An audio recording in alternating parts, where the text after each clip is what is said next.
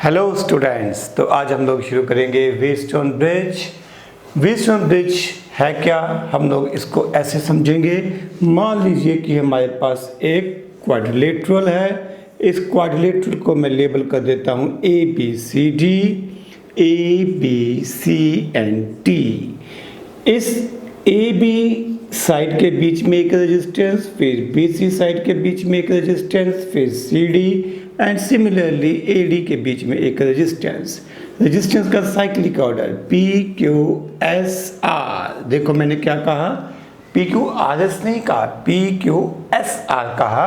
तो इस cyclic order में हमने इसको लेना है।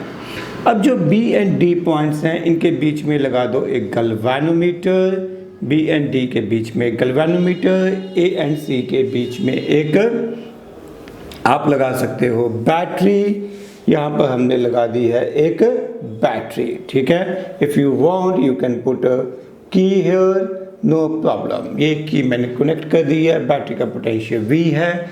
हमें पता है गैल्वेनोमीटर क्या करता है। गैल्वेनोमीटर करंट को डिटेक्ट करने वाली डिवाइस है, ठीक है। थोड़ा सा ध्यान से देखेंगे। जो गैल्वेनोमीटर है इसका पॉइंटर साइड में होता है। हम लोगों ने पहले वोल्टमीटर एंड एमीटर पढ़ा है, उनमें पॉइंटर लेफ्ट साइड में होता है, बट गैल्वेनोमीटर में पॉइंटर सेंटर में होता है। गैल्वेनोमीटर में यहाँ पर जो स्केल रहेगी, इस स्केल में डिविजन्स दोनों तरफ रहेंगी। 30 डिविजन्स है मान लीजिए, तो दोनों तरफ ये पॉइंटर मूव कर सकता है। इसकी वजह क्या है, पर्पस क्या है कि हमें पता लगे कि करंट सेम डायरेक्शन में है या अपोजिट डायरेक्शन में। आपने गैल्वेनोमीटर यूज़ किया, एक बार आपकी जो इंडिकेशन थी वो क्लॉकवाइज थी, दूसरी बार एंटी क्लॉकवाइज थी। You will come to know that कि इस केस में करंट की डायरेक्शन चेंज हो गई है। ओके, तो हमारे पास ये है सर्किट डायग्राम। अगर ये सर्किट डायग्राम है, क्या है सर्किट डायग्राम, हमने एक लिया क्वाड्रिलेटरल ABCD। इस क्वाड्रिलेटरल में हर साइड में एक रेजिस्टेंस जोड़ दी। इन्हें साइक्लिक ऑर्डर अगर लिखूंगा तो PQSR, ठीक है। तब B और D के बीच में गैल्वेनोमीटर, A एंड C के बीच में एक बैटरी या की जोड़ दी है। तब हम ये बात कह सकते हैं, if P/Q is equal to R/S, then galvanometer will not show any deflection and vice versa। vice versa मतलब आप ये भी कह सकते हो कि अगर गैल्वेनोमीटर कोई डिफ्लेक्शन शो नहीं कर रहा, then P/Q is equal to R/S। then P/Q is equal to R/S। कब? जब गैल्वेनोमीटर कोई डिफ्लेक्शन शो नहीं कर रहा। गैल्वेनोमीटर डिफ्लेक्शन कब शो नहीं करता है? जब गैल्वेनोमीटर में से पास करने वाले करंट की वैल्यू 0 है। अगर मैं गैल्वेनोमीटर में से पास करने वाले करंट की वैल्यू को IG मान लूँ, तो ये वैल्यू जब 0 होगी तभी हम कह सकते हैं कि व्हीटस्टोन ब्रिज बैलेंस्ड स्टेट में है, ठीक है। क्या IG की वैल्यू 0 है। IG की वैल्यू अगर 0 है तो P/Q is equal to R/S। अगर ये कंडीशन मीट करती है तो हम कहते हैं Wheatstone bridge is in balanced state. Wheatstone bridge is in balanced state. Okay, अब करंट कब पास नहीं करेगा ये भी तो पता होना चाहिए। जब point B and D are at same potential। Current कब पास करता है? जब पोटेंशियल डिफरेंस होता है।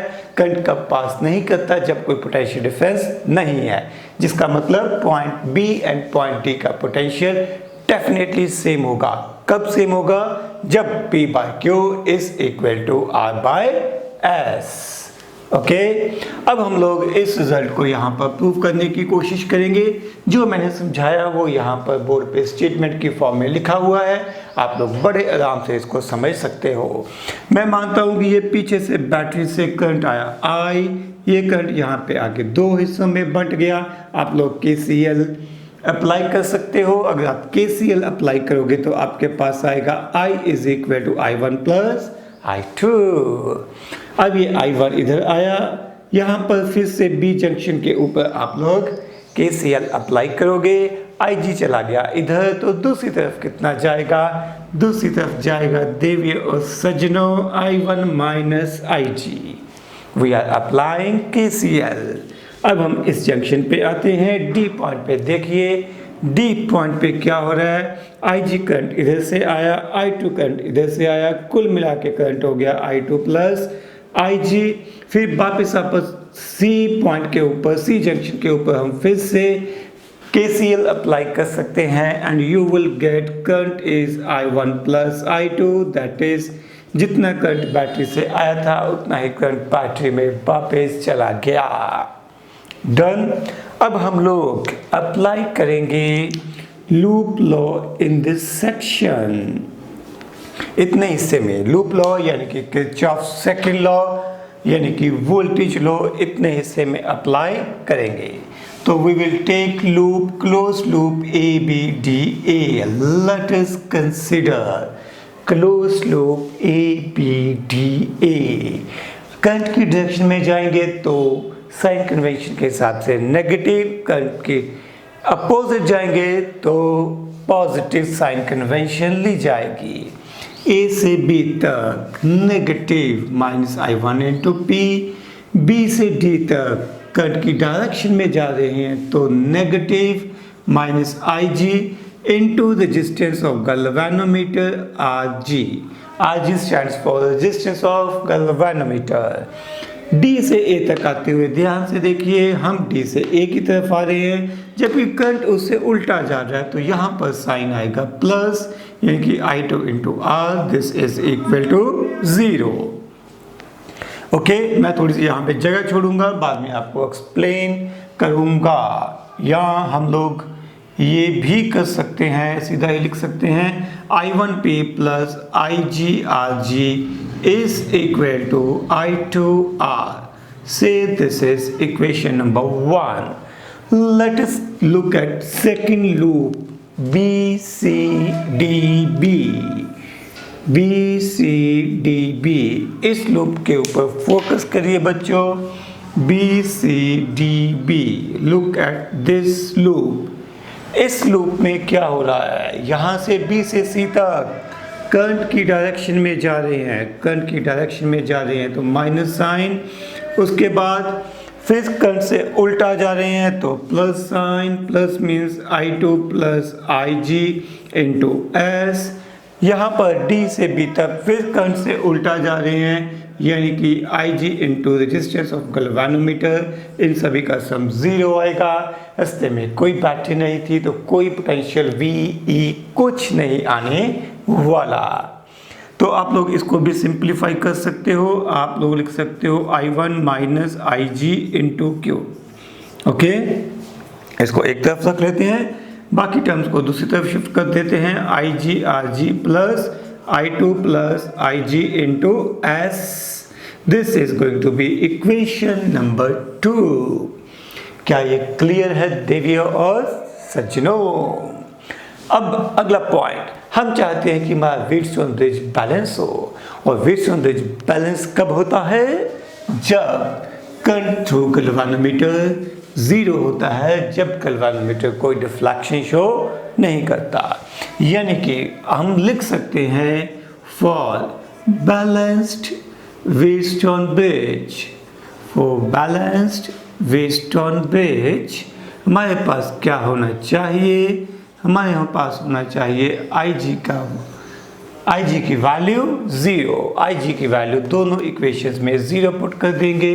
We can write down I1P, ये 0 हो जाएगी तो टर्म को हटा देता हूँ, इज इक्वल टू I2R। ये से दिस इज इक्वेशन नंबर 3। यहाँ पर भी दोनों साइड्स में IG की वैल्यू को 0 पुट कर सकते हैं, I1 इंटू Q। यहाँ पर भी IG उड़ गया, यहाँ पर क्या बच गया, I2 इंटू S। से दिस इज इक्वेशन नंबर 4। इन दोनों को डिवाइड कर सकते हैं, 3 डिवाइडेड बाय 4। जब आप डिवाइड करोगे इधर से I1 इधर से I2 कट जाएगा तो अपने पास बचेगा P by Q is equal to R by S। So this is required condition. कब, जब गैल्वेनोमीटर में से कोई करंट पास नहीं करेगा तब P by Q is equal to R by S। P by Q is equal to R by S। आप इसको ऐसा भी लिख सकते हो P by R is equal to Q by S। ठीक है, जो याद किया P by Q is equal to R by S, उल्टा भी लिख सकते हो P by R is equal to Q by S।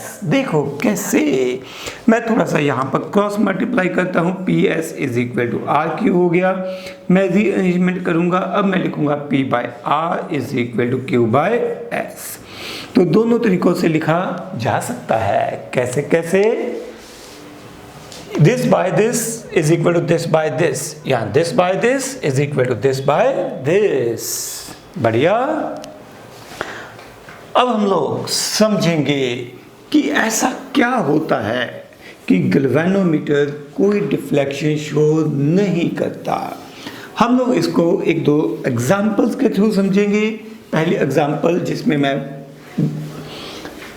Unbalance Wheatstone bridge लूंगा। अनबैलेंस मतलब जिसमें ये condition P by Q is equal to R by S follow नहीं हो रही, और दूसरी एग्जांपल जिसमें ये कंडीशन फॉलो हो रही है। तो हम लोग यहाँ पर एग्जांपल ले सकते हैं। मान लीजिए मेरे पास यहाँ पर 4 रेजिस्टेंसेस हैं, बेसिकली ये P Q R S को ही रिप्रेजेंट कर रही हैं। ठीक है, इनके साथ मैंने एक बैटरी जोड़ रखी है। Suppose this is a battery of 20 volt, and इस पॉइंट को हम आसान रखने के लिए मान लेते हैं 0 वोल्ट पे, यानी कि इस पॉइंट का पोटेंशियल हो गया 0 वोल्ट, इस पॉइंट का पोटेंशियल हो गया हमारे पास 20 वोल्ट। ओके, मेरे पास ये रेजिस्टेंस है 10 ओम की, ये भी 10 ओम की। अगली है मेरे पास सपोज 5 ओम की, and this one is of 20 Om.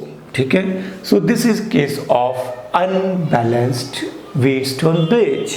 P by Q actually galvanometer यहाँ पे जुड़ा हुआ था। आप अगर सर्किट डायग्राम को थोड़ा सा इन पॉइंट्स को खींच लो ऐसे ऊपर को, तो एग्जैक्टली वही डायग्राम बन जाएगी जो हमने अभी अभी पीछे ड्रॉ की थी। ओके, तो अब यहाँ पर देखो, ये साइड ये जो रेजिस्टेंस है वो P हो जाएगी, ये Q, ये हो जाएगी R, और ये हो जाएगी PQSR। यही हो जाएगा, परफेक्ट है। चेक करो, P बाई Q इज 1 जबकि R by S is 1 by 4. So Wheatstone bridge is not balanced as per data given to us. तो अब देखते हैं कि इस केस में इन दो पॉइंट्स के ऊपर पोटेंशियल की वैल्यू कितनी आती है। मैं फिलहाल गैल्वेनोमीटर को हटा रहा हूँ, कंसेप्ट को समझाने के लिए गैल्वेनोमीटर को हटा दूंगा। तो ये पॉइंट्स है A, ये है B, C and D. I want to check what is potential at point C and D. For this I will find out current in this branch. इस ब्रांच में कितना करंट पास करेगा। P and Q सीधी इस battery से जुड़ी हुई हैं, 20 ओम की रेजिस्टेंस है, 20 वोल्ट की बैटरी जुड़ी है, तो यहाँ से करंट पास करेगा 1 एम्पियर। 1 एम्पियर करंट पास करेगा तो यहाँ पर पोटेंशियल डिफरेंस आएगा 10 वोल्ट का। ये 20 वोल्ट का है तो यहाँ पर भी 10 वोल्ट का पोटेंशियल डिफरेंस है, यानी कि सी पॉइंट का पोटेंशियल 10 वोल्ट हो जाएगा। 20 माइनस वी सी, और डिटेल में देखना चाहो तो लिख सकते हो 20 minus V C is equal to 10, यानी कि V C is equal to 10 volt. तो V C potential drop at point C is 10 volt. अब हम देखते हैं इस ब्रांच में से कितना करंट पास करेगा। ये दोनों हो गई हैं सीरीज कॉम्बिनेशन में 25 ohm and connected with 20 volt of battery. इसका मतलब हम एक काम कर सकते हैं, आसान करने के लिए इसको मैं 15 लिख लेता हूँ ताकि मेरे लिए कैलकुलेशन आसान हो जाए। मेरे लिए करंट कितना पास करेगा, यहाँ पर 1 एम्पियर, यहाँ पर पोटेंशियल डिफरेंस 5 वोल्ट का आ जाएगा, बट ये आया 5 वोल्ट का। बट हमें डी पॉइंट पे पोटेंशियल लिखना है। डी पॉइंट पे पोटेंशियल की वैल्यू आएगी 15 वोल्ट। डी पॉइंट पे पोटेंशियल आएगा 15 वोल्ट। Getting my point. ये 5 ओम है, ये 1 एम्पियर है, तो पोटेंशियल डिफरेंस हुआ 5 वोल्ट का, ये 20 वोल्ट है, तो यहाँ पर 15 आएगा, तभी डिफरेंस आएगा 5 वोल्ट का। सिमिलरली इधर भी आप देखो 15 ओम की रेजिस्टेंस, 1 एम्पियर का करंट, तो पोटेंशियल डिफरेंस 15 वोल्ट का हो गया। ये साइड 0 वोल्ट पे है, तो नेचुरली जो डी पॉइंट है वो 15 वोल्ट पे हो जाएगा। अब देखो C पॉइंट का पोटेंशियल है 10 वोल्ट एंड D पॉइंट का पोटेंशियल आ गया 15 वोल्ट। तो किस पॉइंट का पोटेंशियल ज्यादा हुआ? D पॉइंट का। तो we can say that potential at point D is greater than potential at point C। तो अगर मैं यहाँ पर एक तार, एक वायर या एक गैल्वेनोमीटर जोड़ दूँ तो करंट इस डायरेक्शन में फ्लो कर जाना चाहिए। मीन्स जो मोटी सी बात है, VD is not equal to VC, यानी कि इस केस में अगर गैल्वेनोमीटर जुड़ा हुआ है तो गैल्वेनोमीटर में से करंट की वैल्यू 0 नहीं हो सकती। ठीक है देवियों और सज्जनों, बढ़िया। अब हम अगली सिचुएशन में देखते हैं जब हम लोग बैलेंस्ड व्हीटस्टोन ब्रिज की बात करेंगे। मैं इसको हटा रहा हूँ। जब हम बैलेंस्ड व्हीटस्टोन ब्रिज की बात करेंगे उस केस में देखते हैं क्या होगा। लीजिए देवियों और सज्जनों, we have 4 resistances connected in the form of Wheatstone bridge PQ, RS and connected with a battery। Same example, मान लेते हैं यहाँ पर 20 वोल्ट है। ओके, ये ब्रांच में करंट रेजिस्टेंस मान लेते हैं 4 ओम, ये मान लेते हैं 16 ओम, इधर ये मान लेते हैं 2 ओम और ये मान लेते हैं 8 ओम। ठीक है, अब आप लोग चेक कर सकते हैं P/Q 1/4 is equal to R/S 2/8 यानी कि 1/4। ठीक है, वंस अगेन इस पॉइंट के पोटेंशियल को 0 वोल्ट, तो नेचुरली ये 20 वोल्ट हो जाएगा। डन। अब इस सर्किट में ऊपर वाले हिस्से में करंट कितना फ्लो करेगा? 20 ओम की रेजिस्टेंस 20 वोल्ट के साथ जुड़ी हुई है, यानी कि यहाँ पर करंट पास करेगा 1 एम्पियर। डन। अब इस ब्रांच में देखते हैं 10 ओम की रेजिस्टेंस 20 वोल्ट के साथ जुड़ी हुई है, तो करंट पास करना चाहिए 2 एम्पियर। डन। अब हम लोग देखेंगे कि इस पॉइंट, इसको अगर A लिखें, this is B, C and D। Potential difference between points A and C, A and C के बीच में पोटेंशियल डिफरेंस 4 ओम की रेजिस्टेंस 1 एम्पियर का करंट पास कर रहा है, तो ये आएगी 4 वोल्ट। ठीक है, A पॉइंट का पोटेंशियल है 20, यानी कि मेरे पास VC की वैल्यू आ जाएगी 16 volt. This comes out 16 volt. Potential at point C is 16 volt. अब हम D पॉइंट पे बात करेंगे। A पॉइंट और D पॉइंट के बीच का potential difference I into R, I है 2, R है 2, 4। A पॉइंट का पोटेंशियल है 20, इसका मतलब D पॉइंट का पोटेंशियल भी हमारे पास 16 वोल्ट हो जाएगा। अगर ये 16 वोल्ट हो गया है तो आप लोग बड़ी क्लियरली फटाक से समझ सकते हो कि अगर मैं इन दोनों के बीच में C एंड D के बीच में एक गैल्वेनोमीटर जोड़ भी दूं तब भी कोई करंट पास नहीं करेगा। करंट तभी पास करता है जब पोटेंशियल डिफरेंस होता है। यहाँ कोई पोटेंशियल डिफरेंस है ही नहीं, तो करंट क्या पास करेगा? माउ। Done. So current in this branch is going to be 0। तो गैल्वेनोमीटर में से करंट 0 हो जाएगा, यानी कि व्हीटस्टोन ब्रिज बैलेंस हो गया है। मीन्स एक्चुअली होता क्या है, जब व्हीटस्टोन ब्रिज बैलेंस होता है तब इन दो पॉइंट्स C एंड D के बीच का पोटेंशियल डिफरेंस 0, यानी कि C and D are at same potential, इसलिए गैल्वेनोमीटर में से कोई करंट पास नहीं करता। इसी को हम कहते हैं बैलेंस्ड व्हीटस्टोन ब्रिज।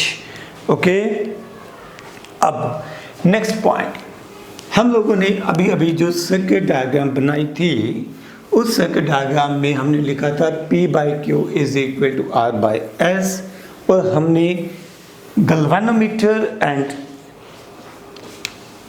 बैटरी को कुछ स्पेसिफिक तरीके से कनेक्ट किया था। Look at this was the circuit diagram जो हम लोगों ने शुरू में ड्रॉ की थी, ये था P, Q, S and R taken in same order. ये थी एक क्वाड्रिलेटरल ABCD। हमारी जो बैटरी थी वो थी भाई साहब A एंड C के बीच में, और जो गैल्वेनोमीटर था देवियों और सज्जनों वो था B एंड D के बीच में। अब हम लोग गेम में थोड़ा ट्विस्ट लाएंगे। मैं गैल्वेनोमीटर और बैटरीज की पोजीशन को चेंज कर दूंगा। बिफोर दैट जस्ट रिकॉल, मैंने लिखा था P by Q is equal to R by S, P by Q is equal to R by S, या P by R is equal to बोलो Q by S, P by R is equal to Q by S। दोनों conditions को हम perfect मान के चलते हैं। चलिए अब देखते हैं, अगर मैं बैटरी एंड गैल्वेनोमीटर को इंटरचेंज कर दूं, मींस B एंड D के बीच में लगा दूं बैटरी, A एंड C के बीच में लगा दूं गैल्वेनोमीटर, तो क्या फर्क पड़ेगा? एंड आंसर इज लॉजिकली कोई फर्क नहीं पड़ना चाहिए। यहाँ पर हम लगा देते हैं battery between points B and D, and A and B के बीच में लगा देते हैं गैल्वेनोमीटर। ये पॉइंट है A, ये है B, P, R, Q, S। Is it okay? तो मेरे ख्याल सर्किट डायग्राम में सिर्फ मैंने क्या किया है, मैंने गैल्वेनोमीटर एंड बैटरी की पोजीशन को इंटरचेंज कर दिया है। जस्ट इमेजिन, इतनी डायग्राम को पकड़ के ऐसे घुमा दो, ठीक है, पूरा इसको पकड़ो और 90 डिग्री पे इसको टर्न कर दो। तो जब आपने इसको 90 डिग्री पे टर्न किया तो व्हाट विल हैपन, आपके पास बच्चों देवियों और सज्जनों एक नई सर्किट डायग्राम आएगी। A पॉइंट यहाँ चला जाएगा और B पॉइंट मैंने शायद गलत लिख दिया है, दिस इज A, एक मिनट, ये मुझे B यहाँ पे लिखना चाहिए था, ये था C, ये था D। तो A के सामने था C, A के सामने C, ये आ गया गैल्वेनोमीटर, और B पॉइंट इधर आ गया है और देखो D पॉइंट इधर आ गया है। मैंने इसको 90 डिग्री पे क्लॉकवाइज डायरेक्शन में घुमा दिया है, और यहाँ पर ये मेरे पास लगी हुई है battery between points B and D, ठीक है। और B के साथ था पॉजिटिव टर्मिनल, लॉज ये भी ठीक कर देते हैं, B के साथ पॉजिटिव टर्मिनल था। So this is perfect diagram after rotating this diagram by 90 degree in clockwise direction. Now compare this and this, दोनों एग्जैक्टली सेम आएंगी।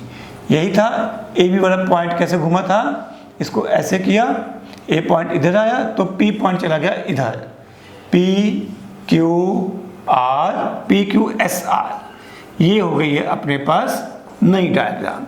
इसमें कंडीशंस क्या लिखेंगे, R by P is equal to S by Q। इसका reciprocal ले लो, दोनों sides को उल्टा कर दो, P by R is equal to Q by S। क्या लिखा था हमने, P by R is equal to Q by S। यानी कि जो पॉइंट आपको मेमोराइज करना है वो क्या है कि जब कभी भी हम लोग किसको, गैल्वेनोमीटर एंड बैटरी की पोजीशंस को इंटरचेंज कर दें, कोई फर्क नहीं पड़ता, वही व्हीटस्टोन ब्रिज बनेगा। अगर पहले बैलेंस था तो अब भी ये बैलेंस ही रहेगा। Done, good. अब हम लोग देखेंगे कि किस किस तरीके से व्हीटस्टोन ब्रिज को रिप्रेजेंट किया जा सकता है। There are 3 common ways to represent Wheatstone bridge. One of the most common, जिसके साथ आप बहुत अच्छे से फैमिलियर हो चुके हो, ये हम लोग डिस्कस कर चुके हैं। ये सेम कंसेप्ट भाई साहब हम लोगों ने कैपेसिटर्स में भी पढ़ा था, बट कैपेसिटर्स में जब हम लोगों ने पढ़ा था तब हम लोगों ने ये डिस्कस, ये प्रूव नहीं किया था कि क्यों ये बैलेंस होता है। ऐसा क्या होता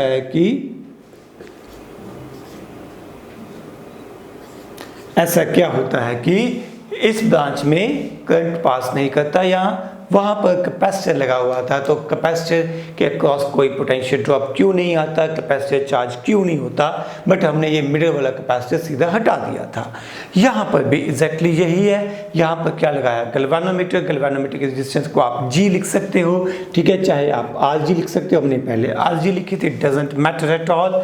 तो अगर ये सिचुएशन है, अब देखो मैं थोड़ा जानबूझ के पंगे ले रहा हूँ, मैंने P बाई क्यू ऐसे लिख दिया है, doesn't matter, this by this P by Q is equal to R by S हो जाएगा। और गैल्वेनोमीटर यानी कि इस ब्रांच में से कोई करंट पास नहीं करेगा। अगर गैल्वेनोमीटर में से करंट पास नहीं कर रहा, इसका मतलब व्हीटस्टोन ब्रिज बैलेंस है। व्हीटस्टोन ब्रिज बैलेंस है का मतलब P by Q is equal to R by S। ये हो गया वे 1। इसको रिप्रेजेंट करने का वे 2, मैंने आपसे कहा था कि 3 मेथड्स हैं, मैं इसको कंसिडर नहीं कर रहा, ठीक है, ये तो बाय डिफॉल्ट था, बेसिक ही है। इसके अलावा 3 मेथड्स हम लोग यहाँ पे देखेंगे। आप लिख सकते हो PQRS। मैं जानबूझ के यहाँ पर PQ को कभी इधर लिख रहा हूँ ताकि आप लोग फैमिलियर हो सके, आपको याद हो जाए कि किसी भी साइड में ऐसे शिफ्ट किया जा सकता है। तो ये होगी गैल्वेनोमीटर की रेजिस्टेंस और ये हमारे पास बन गया व्हीटस्टोन ब्रिज का सर्किट। डन। अब इसको रिप्रेजेंट करने का अगले वे में हम लोग व्हीटस्टोन ब्रिज को रिप्रेजेंट करेंगे बिल्कुल अलग तरीके से, जो देखने में डाइजेस्ट ही नहीं होता। This is again Wheatstone bridge. देखते हैं कि ये बैलेंस्ड होगा या नहीं। बैलेंस के लिए आपको देखना पड़ेगा कौन सी रेजिस्टेंस P, Q या R या S को रिप्रेजेंट कर रही है। फॉर दिस समझाने के लिए मैं क्या करूँगा, मैं इन पॉइंट्स को लेबल कर सकता हूँ। हमने लिखा था A, B, C and D, quadrilateral बनाई थी, यही पॉइंट्स थे A, B, C and D। उम्मीद है कि सबको क्लियर होगा। तो ये रहे points A, B, C and D। देख लेना आप लोग, A से B, B से C, C से D। थोड़ा दिमाग लगाना, चेक करना। A से B के बीच में रेजिस्टेंस है भाई साहब P, P से C के बीच में है Q, और A से D के बीच में है R, A से D के बीच में, D से C के बीच में, D से C के बीच में है S, and B and D के बीच में है G। तो ये लग गई है रेजिस्टेंसेस। ये सर्किट डायग्राम और ये सर्किट डायग्राम परफेक्टली सेम है। ध्यान देना बच्चों, बड़ी कॉमन मिस्टेक है, अगर सिर्फ 3 रेजिस्टेंसेस ऐसे लगी होती, ठीक है, यहाँ पर 3 है, यहाँ पर 5 है, अगर 3 लगी होती तो ये तीनों पैरेलल कॉम्बिनेशन में होती। आप चेक कर सकते हो, ये पॉइंट A, ओ ये थोड़ा गलत हो गया, यहाँ पे आएगा ये A तो ये भी A, ये B तो इधर भी B हो जाएगा। AB के बीच में एक रेजिस्टेंस, AB के बीच में एक, AB के बीच में एक, तीनों रेजिस्टेंसेस के पास पोटेंशियल ड्रॉप AB है, इसलिए तीनों रेजिस्टेंसेस यहाँ पर पैरेलल कॉम्बिनेशन में होंगी।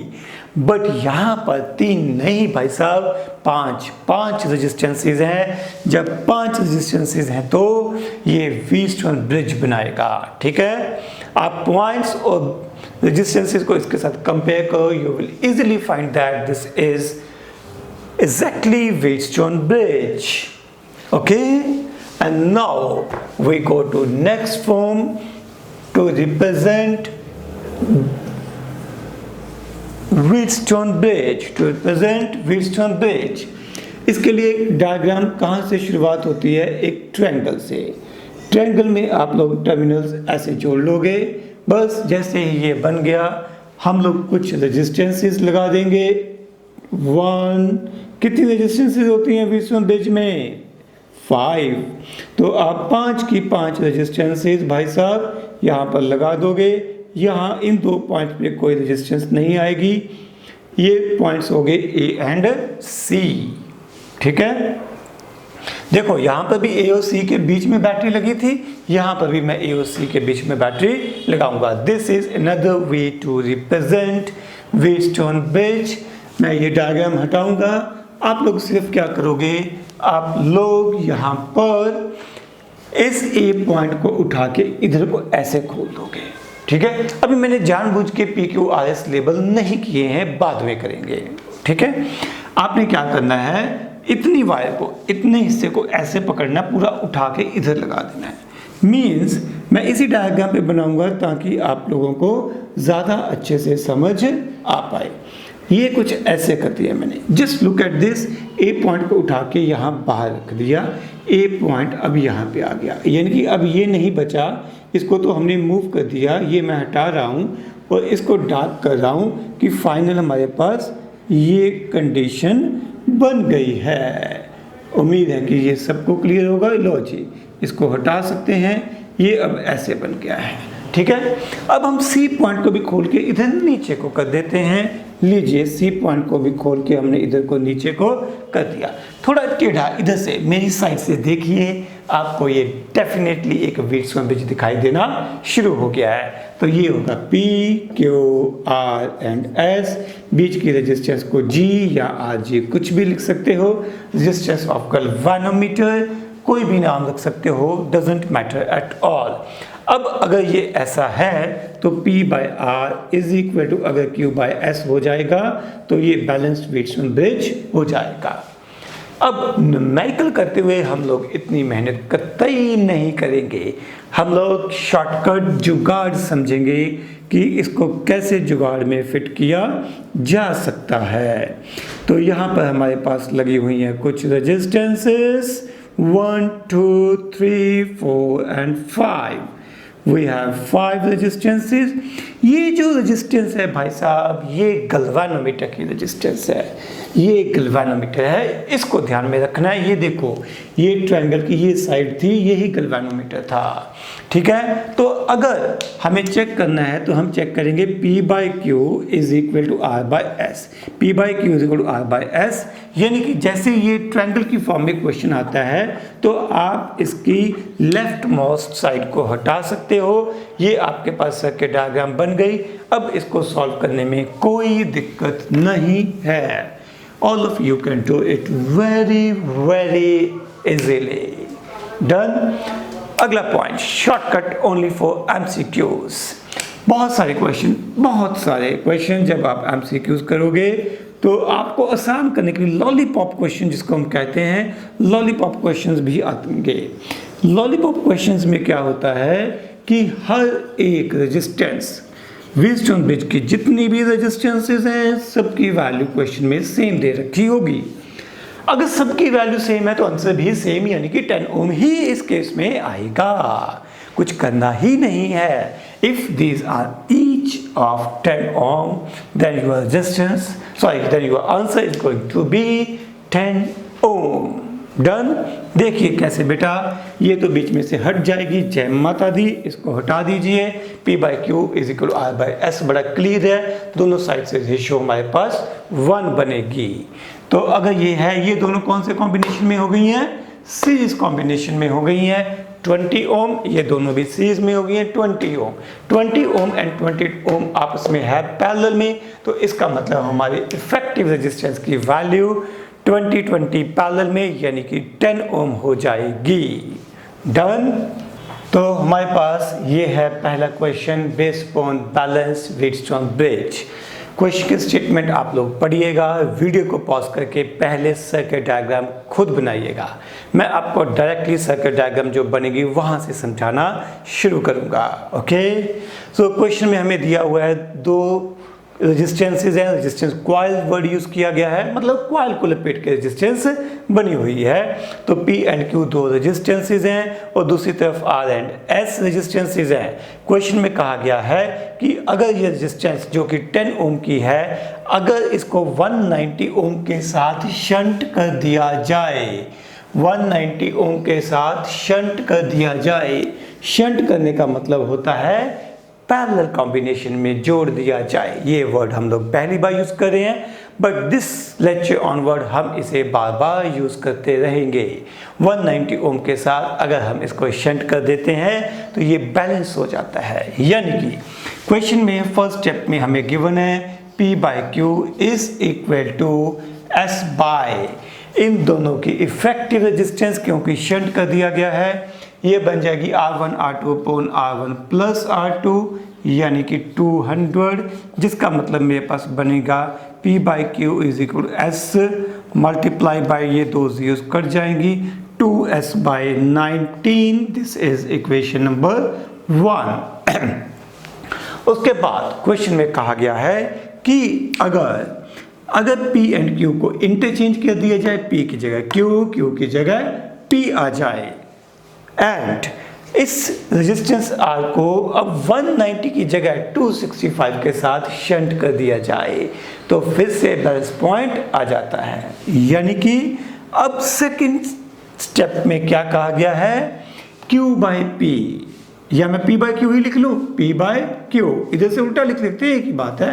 तो दिस बाई दिस हो जाएगा R की वैल्यू कितनी थी हमारे पास 10 ओम, R1 R2 upon R1 plus R2 divided by S, यही हो जाएगा। यानी कि P बाई क्यू अपने पास हो जाएगा 2650 by 275S। So this is equation number 2। अगर इन दोनों को डिवाइड कर दिया जाए या लेफ्ट साइड्स को देखा जाए तो इक्वेट किया जा सकता है 1 इज इक्वल टू 2, यानी कि 2s by 19 is equal 2650 upon 275s। थोड़ा सा रीअरेंजमेंट करेंगे, एस स्क्वायर हमारे पास बन जाएगा 2650 multiply by 19 divided by 2 into 275, यानी कि एस की वैल्यू हम लोग यहाँ से ऑब्टेन कर सकते हैं। This is your required answer. आप लोग कैलकुलेशंस खुद कर सकते हो। एस हमारे पास आ गया है। अब अगर हम s की वैल्यू पुट करेंगे, चाहे इस इक्वेशन में चाहे इसमें, यहाँ पे पुट करनी आसान होगी, कैलकुलेशन छोटी है। s की वैल्यू इधर सब्स्टिट्यूट कर देंगे तो we will get value of p by Q. Question के दो पार्ट थे, एक s ढूंढना है, एक p इज टू q ढूंढना है। हमने दोनों पार्ट्स को सॉल्व कर लिया है। डन। तो हम लोग वेट्स ब्रिज के बेस के ऊपर न्यूमेरिकल्स को कंटिन्यू करेंगे। Both are lollipop numericals, very very easy. आपको ये डायग्राम दे रखी है। इस डायग्राम में आपको A एंड C पॉइंट के बीच में इक्विवेलेंट रेजिस्टेंस फाइंड आउट करनी है। मेरे ख्याल से आप लोग फटाफट से इसे कर सकते हो। को वीडियो को पॉज करिए एंड आंसर बोलिए। हमने ये सारे कंसेप्ट पहले से ही पढ़ रखे हैं। देखो बेटा, हमने कहा था कि ये जो साइड है, लेफ्ट टॉप साइड है ट्रायंगल की, ये बीच वाला हिस्सा होगा व्हीटस्टोन ब्रिज का। ये हटा सकते हैं और ये बड़ा क्लियर है, R by R is equal to R by R. और मैंने आपको कहा था कि अगर सभी रेजिस्टेंसेस सेम हो तो इक्विवेलेंट रेजिस्टेंस भी सेम यानी कि R ही आएगी। विदाउट एनी कैलकुलेशन हम लिख सकते हैं equivalent resistances R। Let us go to next question. अगले क्वेश्चन में हमें ये बताया गया है कि current I is independent of R6, यानी कि यहाँ से जो करंट पास कर रहा है उस करंट की वैल्यू R6 पे डिपेंड नहीं करती, यानी कि R6 आप कम ज़्यादा जो मर्जी करते रहो, करंट की वैल्यू हमेशा सेम रहती है।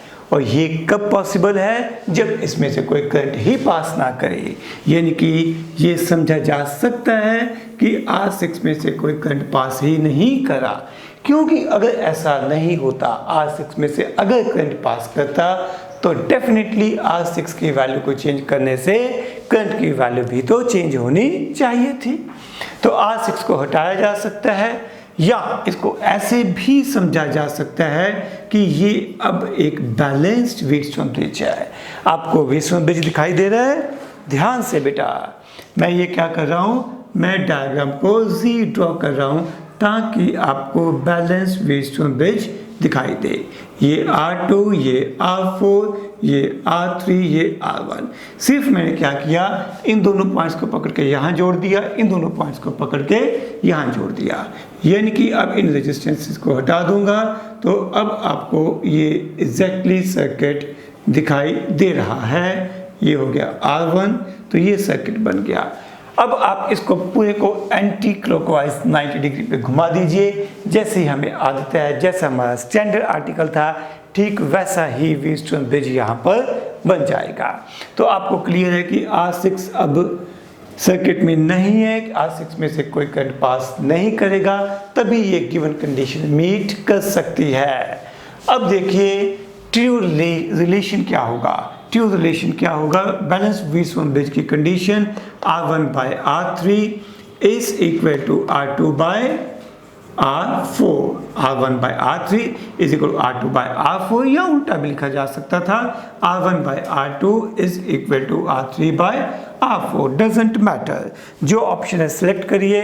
मेरे ख्याल से थर्ड ऑप्शन हमारे पास बन जाएगी, क्रॉस मल्टीप्लाई करो, R1 R4 is equal to R2 R3। So this is your required answer for this question. Done.